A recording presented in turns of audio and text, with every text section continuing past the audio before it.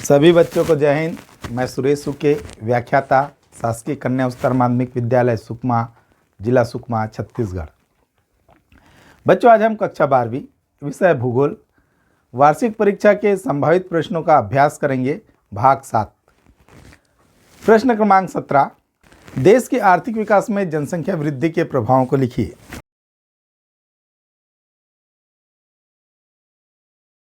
उत्तर, जनसंख्या की तीव्र वृद्धि का देश के आर्थिक विकास पर बहुत प्रभाव पड़ रहा है। तेजी से बढ़ती जनसंख्या अनेक समस्याओं को जन्म दे रही है। इसके मुख्य प्रभाव इस प्रकार है। पहला, बेरोजगारी की समस्या।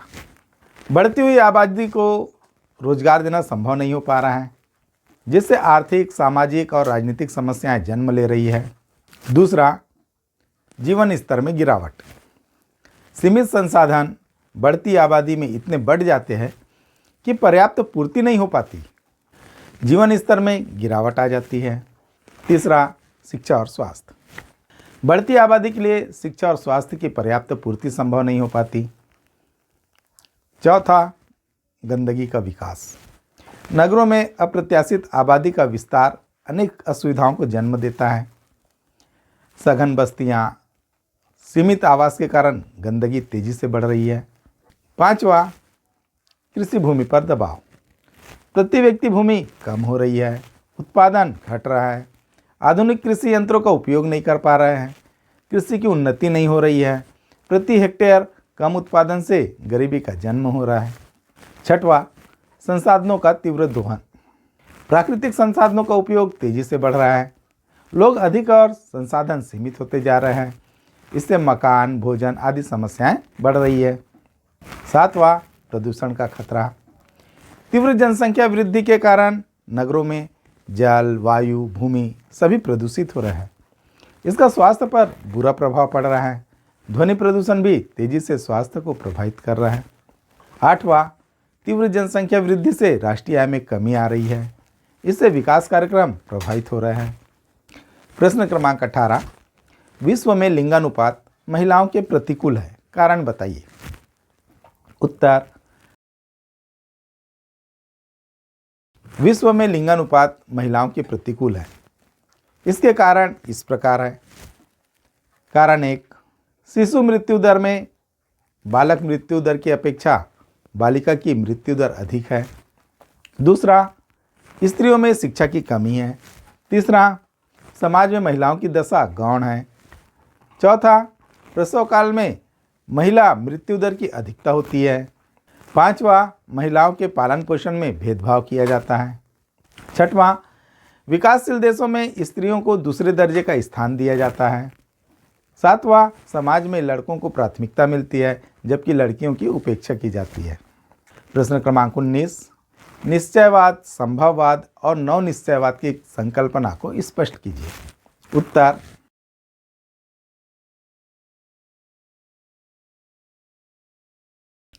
मानव और पर्यावरण के संबंधों का अध्ययन ही मानव भूगोल की मुख्य विचारधारा है। मानव ने समय के साथ ही भूगोल की बदलती विषय वस्तु को विभिन्न वादों के रूप में वर्णित किया है, जो इस प्रकार है। पहला, निश्चयवाद। निश्चयवाद इस विचारधारा के अनुसार मानव प्रकृति का दास है। मानव अपने पर्यावरण की विशिष्ट देन है। सभी मानवीय क्रियाओं और मानव जीवन पर प्राकृतिक तत्वों का नियंत्रण होता है। यह मानव भूगोल की अत्यंत प्राचीन विचारधारा है। इसके अनुसार मानव प्रकृति की भयानकता से डरकर उसकी पूजा करता था। दूसरी विचारधारा, संभववाद। फ्रांसीसी विडाल लाब्लास को संभववाद का जनक माना जाता है। इसके अनुसार मानव प्रकृति के तत्वों को चुनने में स्वतंत्र है। उसने प्रकृति से प्राप्त संसाधनों से अनेक संभावित विकास किए।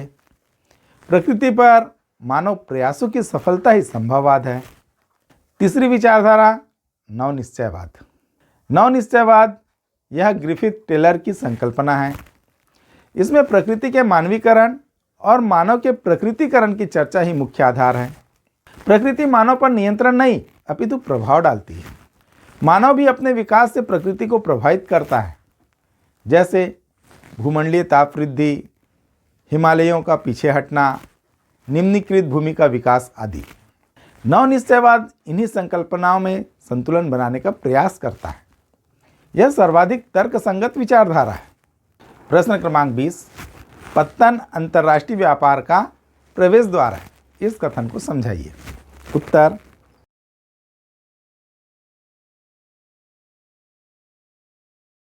पत्तन अंग्रेजी के शब्द पोर्ट का हिंदी रूपांतरण है। अंग्रेजी का शब्द पोर्ट लैटिन भाषा से लिया गया है, जिसका अर्थ है द्वार। इस प्रकार एक पत्तन समुद्र तथा स्थल को आपस में जोड़ने वाली महत्वपूर्ण कड़ी है, अर्थात यह समुद्र से स्थल तथा स्थल से समुद्र तक जाने का द्वार है। वास्तव में पत्तन का मुख्य उद्देश्य ही अंतर्राष्ट्रीय व्यापार के लिए सुविधाएं उपलब्ध कराना है। पत्तन वह तटीय स्थल है जहां से जहाज अपनी यात्रा प्रारंभ तथा अंत करता है। यह सागरीय व्यापार के द्वार होते हैं, इसलिए इसे अंतर्राष्ट्रीय व्यापार का प्रवेश द्वार कहते हैं। पत्तन में सामान उतारने एवं चढ़ाने की उचित व्यवस्था होती है, जहां जहाज़ों को ठहराने की उत्तम व्यवस्था होती है। यात्रियों के ठहरने की विश्राम गृह भी होते हैं। यह रेलमार्ग तथा सड़क मार्ग से जुड़ा हुआ होता है, इसलिए पत्तन को अंतर्राष्ट्रीय व्यापार का तोरण भी कहा जाता है। अंतर्राष्ट्रीय व्यापार के लिए पत्तनों के महत्व का अनुमान इसी तथ्य से लगाया जा सकता है कि विश्व का लगभग 90% से अधिक अंतर्राष्ट्रीय व्यापार पत्तनों के द्वारा ही किया जाता है। प्रश्न क्रमांक 21, अंतर्राष्ट्रीय व्यापार से देश कैसे लाभ प्राप्त करते हैं? उत्तर,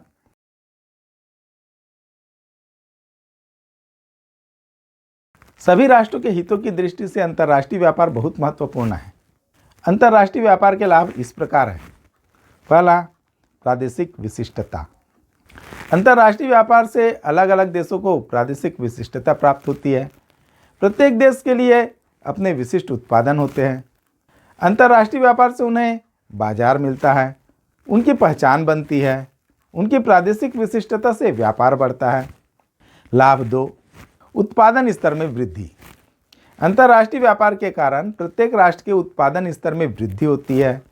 अंतर्राष्ट्रीय व्यापार वस्तु विक्रय के लिए जहां बाजार प्रदान करता है, वहीं प्रतिस्पर्धा को भी बढ़ावा मिलता है। आपसी प्रतिस्पर्धा के कारण माल निर्माण का स्तर भी बढ़ाना पड़ता है।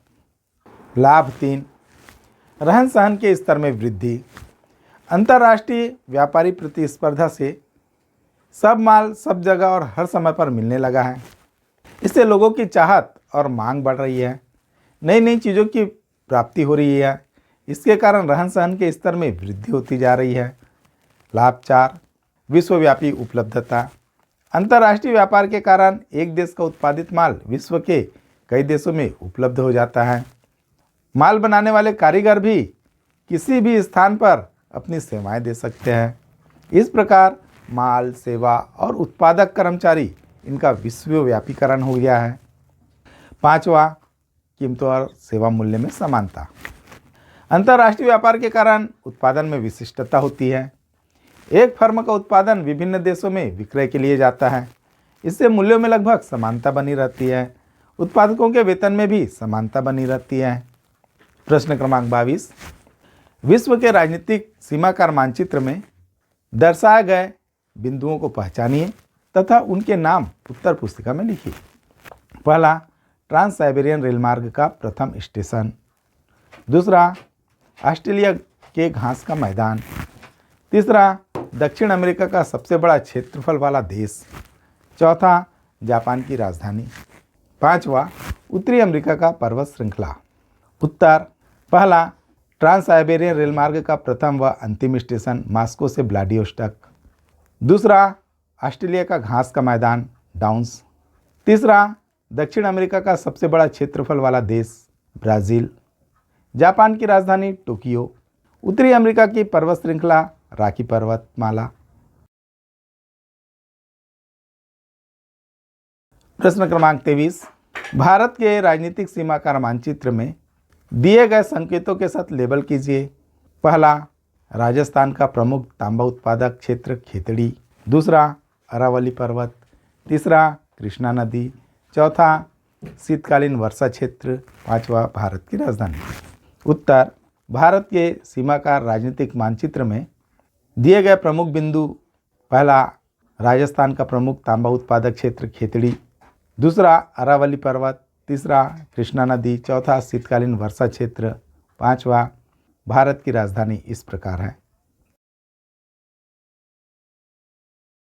प्रश्न क्रमांक 24, छत्तीसगढ़ के राजनीतिक सीमाकार मानचित्र में दिए गए बिंदुओं को लेबल कीजिए।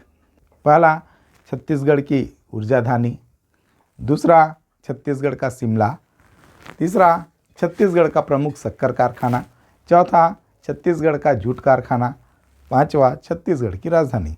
उत्तर, पहला छत्तीसगढ़ की ऊर्जाधानी बिलासपुर, दूसरा छत्तीसगढ़ का शिमला मैनपाट, तीसरा छत्तीसगढ़ का प्रमुख शक्कर कारखाना भोरमदेव, चौथा छत्तीसगढ़ का जूट कारखाना रायगढ़, पांचवा छत्तीसगढ़ की राजधानी रायपुर मानचित्र में इस प्रकार है। तो बच्चों, इसी के साथ ही हमारी आज की क्लास यहीं पर समाप्त होती है। मैं उम्मीद करता हूँ आपको मेरी क्लास पसंद आई होगी। इसे ज़्यादा से ज़्यादा लाइक करें, शेयर करें और सब्सक्राइब करें। धन्यवाद। जय हिंद।